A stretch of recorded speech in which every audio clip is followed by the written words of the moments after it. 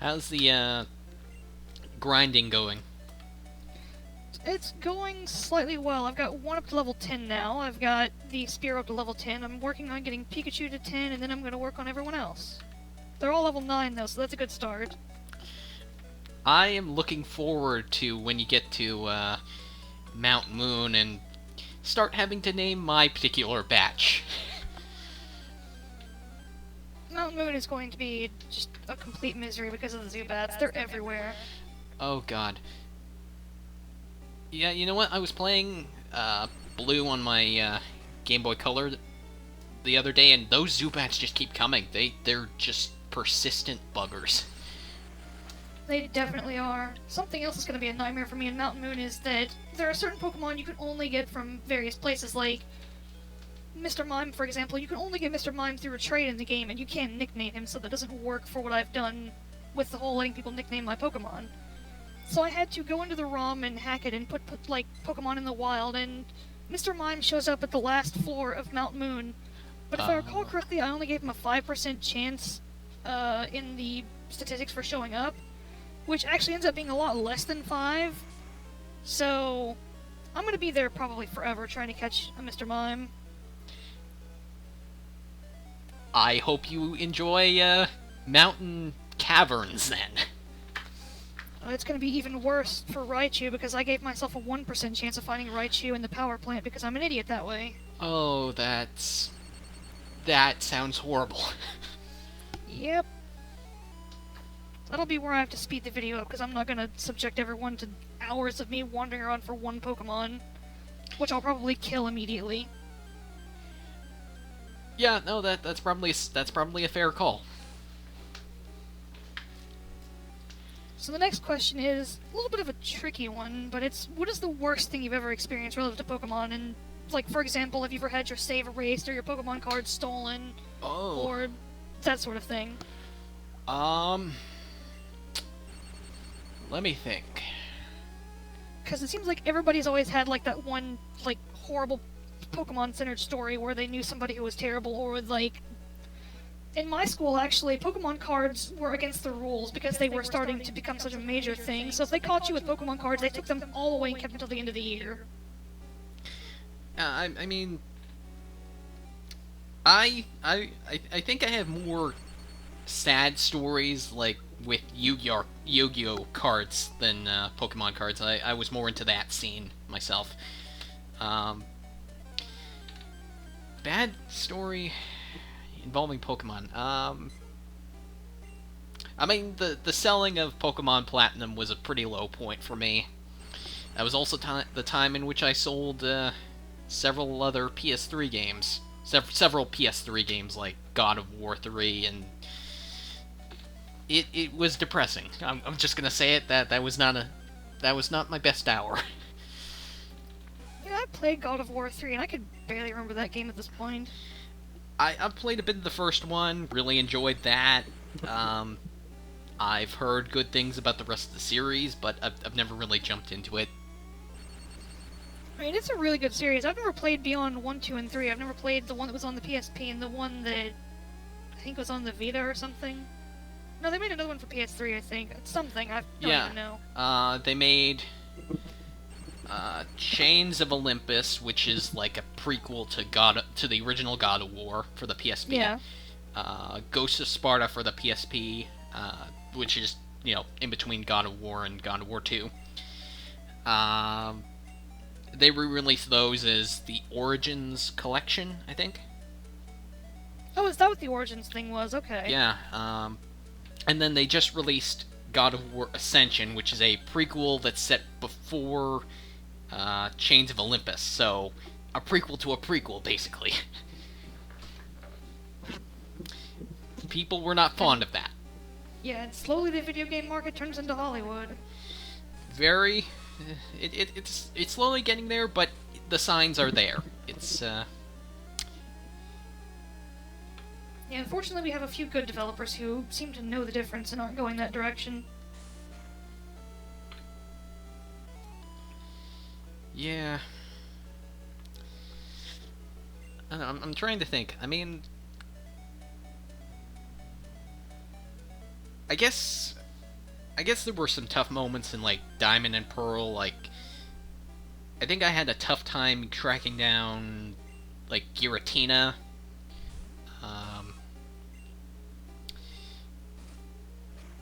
I don't know.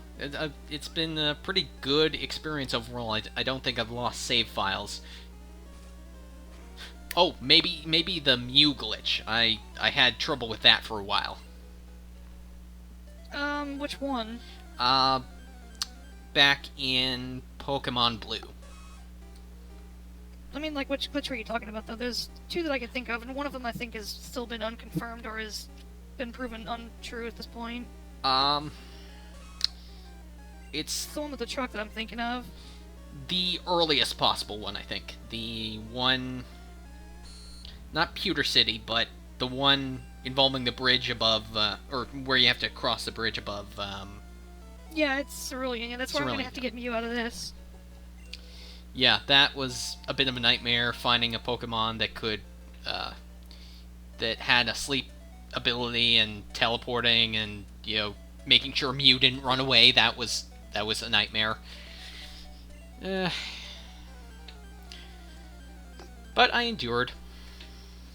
And that's gonna be a lovely experience for me, too, because I'm probably gonna have to do it multiple times, because I'm probably gonna run out of Pokeballs. Because Mew still has the capture rate, like the base capture rate of a legendary, even though you encounter him in a non-legendary situation. And all I'm gonna have at the time are Pokeballs. Yeah, I sincerely hope there were some Pokemon with sleep capabilities around that region, like Bellsprout. I think Bellsprout, right? I think Bellsprout's in that area. I think he's above Cerulean. Maybe. Anyway, whatever you have to do, take whatever measures are necessary, because you can be a real nightmare. I don't know if you get Bulbasaur before or after that point. If you get him before that point, he can learn Sleep Powder at some point in his moveset. Yeah, no, that would help, yeah. Alright, the next question is, if you could be a Pokemon, what would you want to be and why? I feel like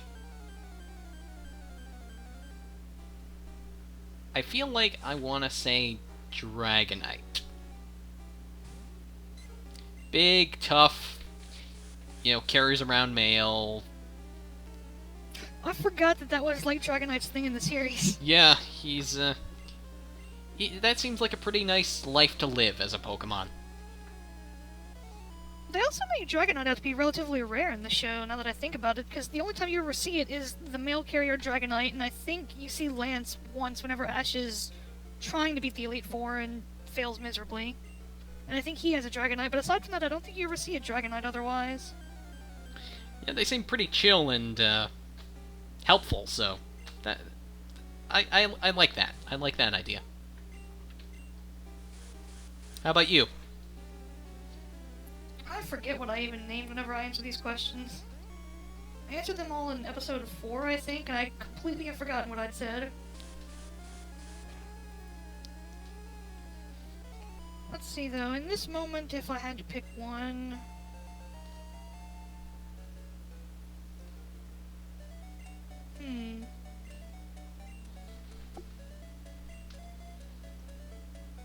I'm just gonna go with my favorite and say Frostlass. What generation is that one? I don't recognize the name.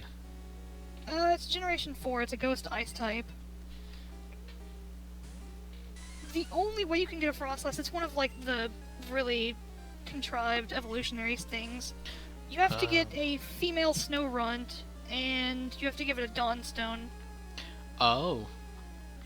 Because Snorunt normally only evolves into Glalie through level, and if you get a male Snorunt, it can only become a Glalie. Yeah, no. Contrived would be the word there, yeah. Yeah.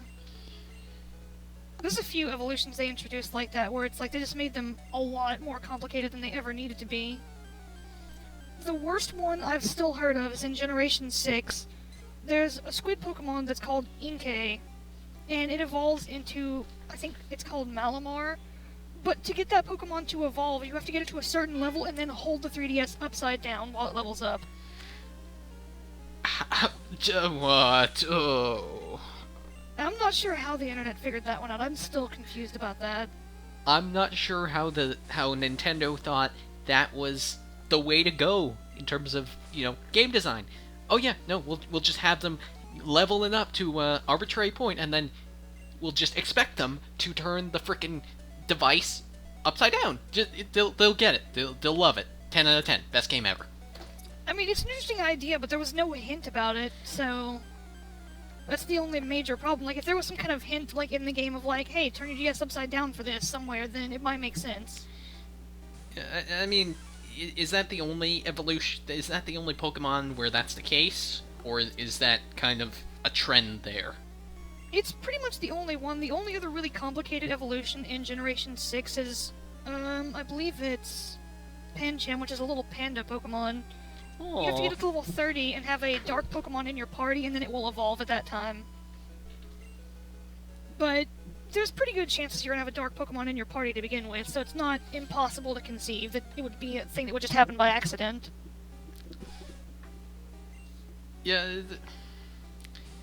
I mean, usually when I'm playing a Pokemon game, I'm staring at a strategy guide, because usually they're laid out well enough that you can figure out things on your own, but sometimes there's some obscure elements to how to get around and how to evolve certain Pokemon, and it would be better to just have the experts guide you in how to handle it. Yeah, I usually keep a strategy guide open the first time through so I can find hidden items easier, because I don't bother to check every corner. Like, I will usually, but if I'm not thinking about it, I won't, and I always seem to miss the rarest item that's in the field.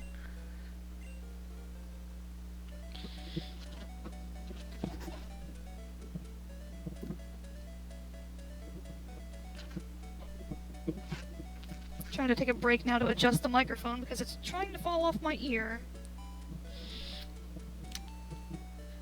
So how long do you think you'll have before you have to, like, full out replace it? Hopefully never, because I don't want to have to spend money for something I already spent money on once. I hate doing that.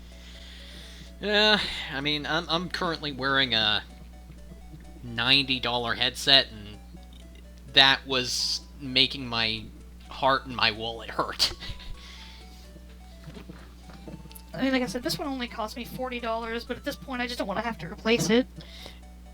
I'll say this, you probably got out a lot luckier having a good quality headset for as low a price as that is, because I've heard the higher quality ones skyrocket in price to weeping levels of price. Some of them do tend to do that.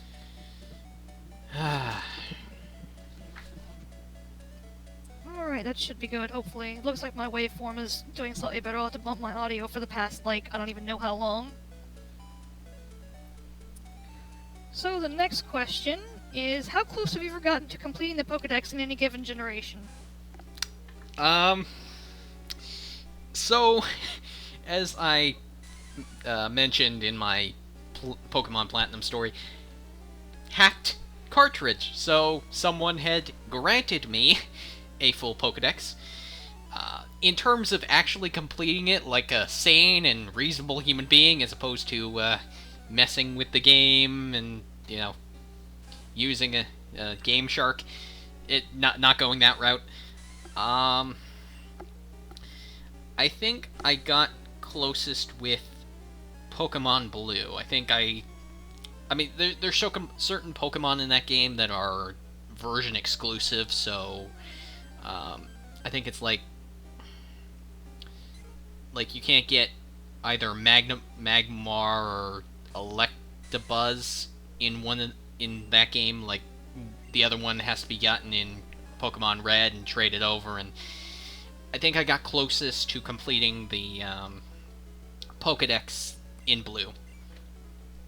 I think you're actually exactly right with Magmar and Electabuzz not being in Blue. It was either Electabuzz or Scyther, I can't remember. I remember feeling a little sad about that, because I don't have that many friends. I don't have all that many friends, and none of them play Pokemon games all that much. Yeah, and see, this is something where, like, it shows the age of people that grew up with the Generation 1 games. Back then, you had to use a link cable to transfer Pokemon. There was no wireless element to anything in the world. So you had to know somebody, and they had to live near you, and they had to have the other version of the game. You were not connected with the rest of the world. You pretty much had to depend on whoever you knew. I mean, on the one hand, it kind of builds this sort of making friends is good. Why don't you go outside and find someone who shares your hobby? But the downside is, if you're kind of introverted like I am, and you don't click with many people, and also you play decade-old games that while everyone else is playing like the newest Call of Duty, yeah, you're kind of in a pickle. Yeah, that's pretty much what it is. Not to mention the fact that Pokemon ended up just being one of those things that if you liked it, you were immediately the kid that got picked on, so... You couldn't really go around just asking anybody if they wanted to trade Pokemon. That was actually, like, the cliché thing that would get you attacked from just being a nerd. Really? Well, it was here, yeah. I mean, I grew up in the 2000s, and, you know, had peaks and valleys in terms of my, attachment to Pokemon, so I wasn't exposed to that. Yeah, I suppose it's a fair point. I grew up in the 90s, so... Yay, 90s nostalgia, yay. Yay, The Simpsons, and Batman the Animated Series, and, the Power Rangers, I guess? Power Rangers more than anything, yeah, because I never cared much about The Simpsons, so... The Critic? I don't know. I don't know, like, The Simpsons just never interested me. It was like, The Simpsons and King of the Hill, I could not get into. I thought they were, like... I think, like, at the time, like, somehow I was, like, a preteen hipster. Like, I was like, I'm too cool for these things. I've seen episodes of The Simpsons, and I think I've even seen a bit of King of the Hill, and they look fun, but I don't know that I don't know that I'm attached to them enough to go looking for more episodes. King of the Hill, like, at some point somebody pointed out to me the fact that King of the Hill is not meant to be taken seriously. It's meant to be a complete parody on the type of people that are portrayed within it. So, if you look at it as less of a this is what the creator might think, and more of a this is what the creator perceives to be how these people think because these people are strange, it's a completely different show, and it's absolutely hilarious.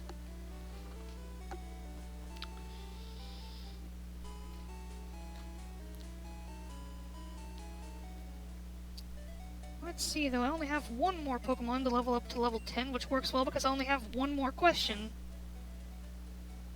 And it is the most ridiculous question.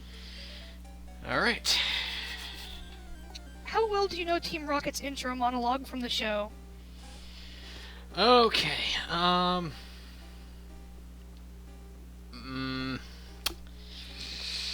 am a little fuzzy on it. I mean, I watched that show quite a bit when I was a kid. I can't recall what the, can't recall what the intro was. So basically the thing that Team Rocket says every single time they show up, their little, like, monologue spiel that, like, it still exists to this day in the show. They're, like, 800 episodes into Pokemon, and they still do it every single episode. I mean, and it takes up, like, a solid minute of the show, and it's the same animation every single time. It's like they're just trying to fill time, almost. Like, they've nailed it down to where it's the best version of what it's trying to be, and, you know, it's endured, obviously. People still seem to like it. I mean, it's one of those weird things that, like, it might be a nostalgia thing, but for some reason it never got old hearing them do their monologue. It sort of became, like... I don't know the word. It was almost like, in a way, it was like... I guess you could say it was like the first introduction to memes, in a way. Yeah. Yeah, I get that. Only without trying to be a meme. Like, it's just that sort of instantly memorable thing where you want to tell everyone about it and, you know, constantly make reference to it because it's just that fun. Yeah, I can't recite it off the top of my head. That depresses me a little. Do you know how it starts?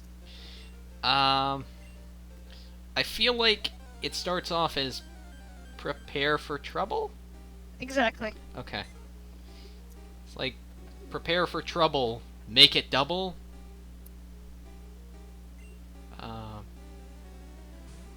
Yeah, no, I'm lost from there.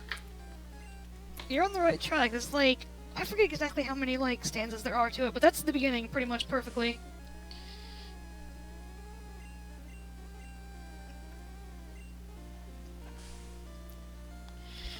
That is the last question I have, and I'm still not level 10. Mainly because Pidgey keeps throwing sand in my face and I keep missing. That Pidgey, he just gets sand all over the house. He just, why is he like that? I don't know. He's a jerk like that. If you think about it, it's actually an interesting concept, the fact that bird Pokemon seem to learn sand attack first, because you don't see birds throwing sand ever. Yeah, I mean, it's an interesting design choice there. Like, I wonder what they were going for there. I'm not sure. I guess actually it makes more sense than, like, a Rattata throwing sand, because how are they going to in the first place? Their legs don't really move that way.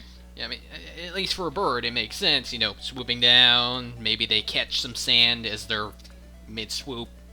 There. You know, actually, I feel stupid now. I hadn't thought of that. I was thinking that they were, like, using their talons to, like, kick the sand backwards at the enemy or something. I hadn't thought that they swoop down and sort of just kick up dust, basically. I'm sure they have a method. I'm sure they find a way to make it work. That was something else that was interesting about the show, was seeing the ways that the moves were portrayed in the show, because the game just gives you, like, a little animation for them, and sometimes in the show it was completely different. Yeah, no, that was a really cool thing. It showed you how the moves would work in a closer to reality space, how they were supposed to, you know, be performed. That plus the Pokemon had didn't just make these squeaky cries, I guess. They actually said their own names, and that was, like, all they could say. Yeah. Except for Meowth, who learned to talk through means that were not explained for, I think, a good half of the first show. Yeah, didn't it turn out that he, like, learned English and adopted all his habits to impress, like, female cat or something? Yeah, he was trying to get, like, it was either just, like, a normal cat, which might have been the only example of, like, a normal human Pokemon, or a normal human animal in the Pokemon world, or it was a female Meowth. It was one of the two things. But that was exactly what it was, is he basically was a stray, and he just sort of started learning human mannerisms because he thought that the other Meowth or whatever would like that. And when that didn't pan out, he just stuck with it. A life of crime, for whatever reason. Yeah, it's moments like that where I go, this show is really onto something. Like if that were like its own mini-series within the show, I bet a lot of older fans would probably be drawn back to that. Yeah, it's actually a good idea. I hadn't even thought of that one. And there's a few moments in the show where, like, it does get, like, it's one of those things, like, everybody likes to theorize, like, how it could be darker and stuff, but I mean, the truth of the matter is that Ash died in an episode because that was how they met with Ghastly Gengar and Haunter. That was how Ash got his Haunter, was Ash got crushed by a chandelier and then befriended the Haunter when he was a ghost. And even without going darker, you can still make a show you can still, you know, play with the interesting elements of a show. Like, the Meowth thing was pretty cool. The Island of the Giant Pokemon episode. That one's, like, a classic in my eyes. I will always remember that episode because in that episode, that was the one where they had the giant Charizard that was always in the opening, like, intro to the anime itself. Yeah. And that giant Charizard was there, and for the longest time, that was the only time you saw Charizard. So, in my circle of friends, we all thought that's how big Charizard actually was. So, was it a little disappointing to learn when, like, Ash's Charmander eventually evolved up, how big Charizards actually were? Well, I mean, we learned it whenever that episode finally hit, the giant Pokemon episode, and was like, oh, well, these are just fake. That means that Charizard's not this big, because it's called the Island of Giant Pokemon, so, you know, logically that means he's way bigger than he's supposed to be. Very true.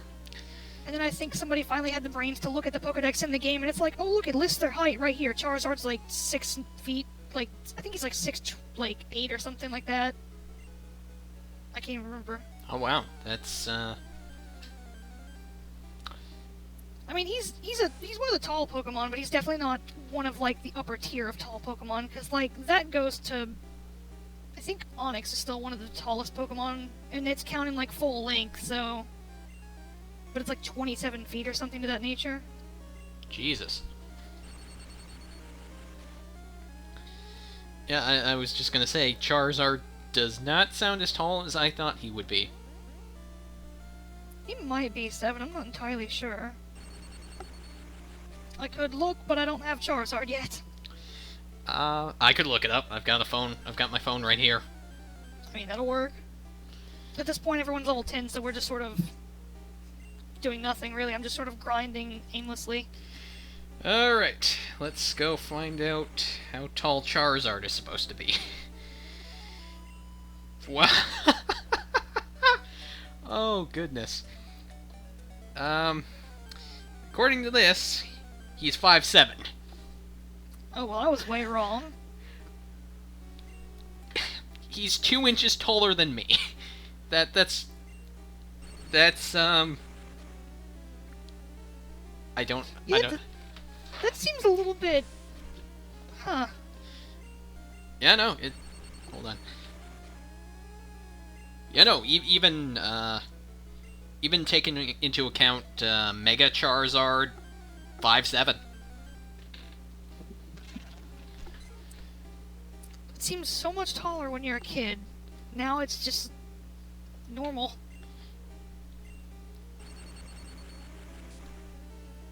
I guess the flames and the muscle mass probably makes up for the lack of height. Probably so, yeah.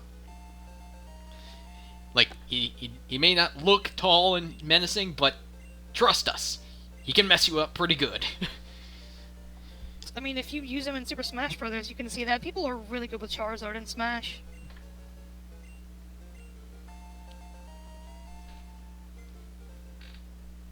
And Pikachu just learned Quick Attack.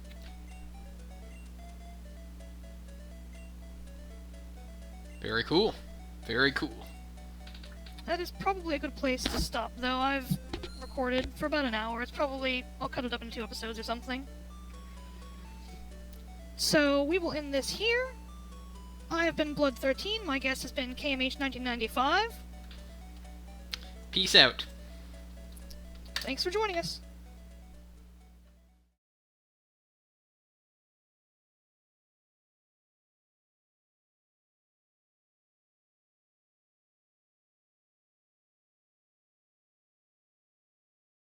Oh, how could I let this happen? I'm usually so organized.